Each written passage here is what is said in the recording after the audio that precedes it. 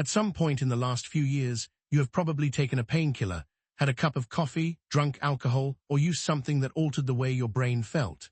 You did this casually, as a normal part of modern life. But here is what almost nobody tells you. Your ancestors were doing the same thing, for the same reasons, tens of thousands of years before the first pharmacy, the first distillery, or the first coffee house ever existed. The human relationship with psychoactive substances is not a modern invention, a social problem, or a product of boredom and excess.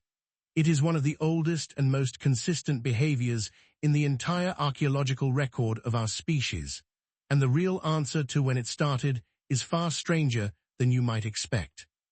The honest answer is, we don't know exactly when it started, because it may predate modern humans entirely. Archaeobotanist Elisa Guerra-Doce at the University of Valladolid has spent years cataloguing the earliest evidence of psychoactive plant use in the archaeological record. Her surveys of sites across Europe, the Middle East, and the Americas consistently find evidence of deliberate psychoactive plant consumption stretching back at least 10,000 years, and likely much further. The limitation is not that the behavior is recent. The limitation is that plant material decays. Seeds, leaves, and resins decompose over millennia. We are working with fragments of a record that was never fully preserved. What has been preserved is striking. Poppy seeds, the source of opiates, have been found in Neolithic burial sites in Europe, dating back 6,000 years. Cannabis pollen has been identified in burial mounds and ceremonial sites across Central Asia, dating back to at least 3,000 years before the modern era, with some evidence suggesting cultivation and ritual use far earlier. Coca leaves have been found in the teeth and stomach contents of Andean mummies predating the Inca civilization by thousands of years. Betel nut residue, from a mild stimulant still used by hundreds of millions of people today, appears in archaeological sites across Southeast Asia dating back 4,000 years or more. But these are the documented finds. The actual beginning was almost certainly earlier, perhaps far earlier. Anthropologist Ronald Siegel at UCLA spent decades studying what he called the fourth drive, the idea that alongside hunger, thirst, and sex, the desire to alter consciousness is a fundamental and near-universal animal behavior, not limited to humans. Siegel documented psychoactive plant consumption in dozens of non-human species. Elephants in Africa actively seek out fermented fruit and show visible behavioral changes after consuming it. Jaguars in the Amazon regularly eat the leaves of the yage vine, which contains psychoactive compounds. Reindeer in Siberia seek out and consume the hallucinogenic mushroom Amanita muscaria with apparent intentionality. Birds in multiple species have been observed eating fermented berries to the point of intoxication. If the behavior predates modern humans in our animal relatives, the question is not when humans invented it.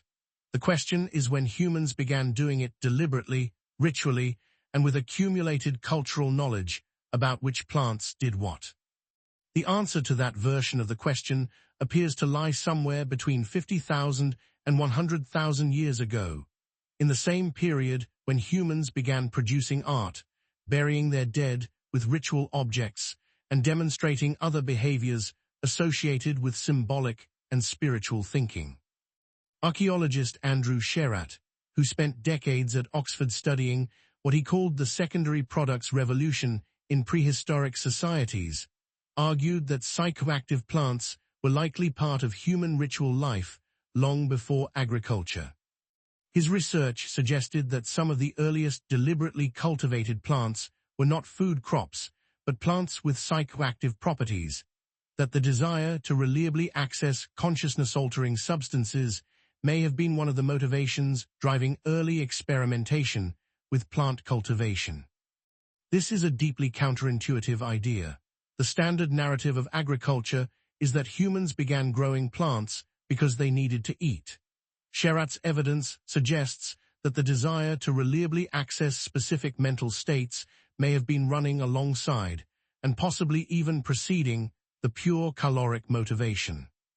Alcohol is perhaps the most illuminating case.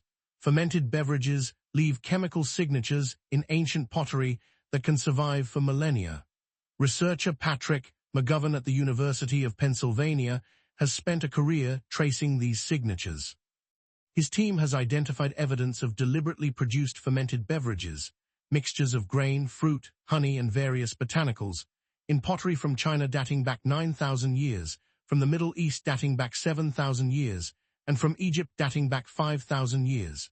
In every case, the beverages appear in ritual and ceremonial contexts first, associated with burial rites, religious festivals, and social bonding rather than with casual everyday consumption. McGovern has argued that the ritual use of fermented beverages in the ancient world was not an accident of discovery, but a deliberate technology of the sacred. Getting communities of people to a shared altered state simultaneously created profound experiences of social cohesion, boundary dissolution, and what anthropologists call communitas, the temporary suspension of normal social hierarchies and the sense of deep collective belonging.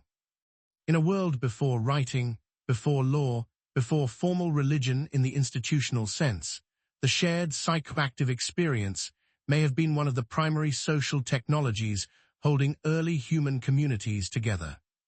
The evidence from Göbekli Tepe, the extraordinary ceremonial site in what is now Turkey dating back 11,000 years, making it older than Stonehenge by 6,000 years, is particularly revealing. Researchers found large stone vessels at the site capable of holding several hundred liters of liquid. Analysis of residues strongly suggests these were used to brew large quantities of fermented grain-based beverages. Göbekli Tepe is widely considered evidence of organized ritual behavior predating formal agriculture. The presence of large-scale fermentation vessels at this site suggests that communal psychoactive experience was part of organized human ritual life before permanent settlement, before farming, and before anything we would normally call civilization. This reframes the question of drug use entirely. It was not something that crept into human societies as a form of escape or self-destruction. It appears to have been woven into the social and spiritual fabric of human life from the very beginning of organized group behavior. The shaman who consumed psychoactive plants to enter altered states and communicate with forces beyond the ordinary was not a fringe figure. Across dozens of cultures on every inhabited continent, this figure is one of the most consistent archetypes in the entire human record. Neuropsychologist David Lewis Williams at the University of the Witwatersrand has argued that the altered visual experiences produced by psychoactive plants and by other trance-inducing techniques explain specific geometric patterns found in ancient cave art across the world. Spirals, grids, dots, and tunnels that correspond precisely to the neurological signatures of altered states experienced by the human visual cortex. Your ancient ancestors were not passive recipients of accidental intoxication. They were careful, accumulated, transgenerational experts in the pharmacology of their local environment, using specific plants at specific times for specific purposes, to manage pain, to mark transitions, to bond groups, to communicate with what they understood as the sacred, and to make sense of a world that had no other tools for doing so. The first drug was not a weakness, it was a technology, and it is older than agriculture, older than cities, possibly older than modern language itself. What you reach for on the bad days, your ancestors reached for on their most important days. The chemistry is the same, only the context has changed.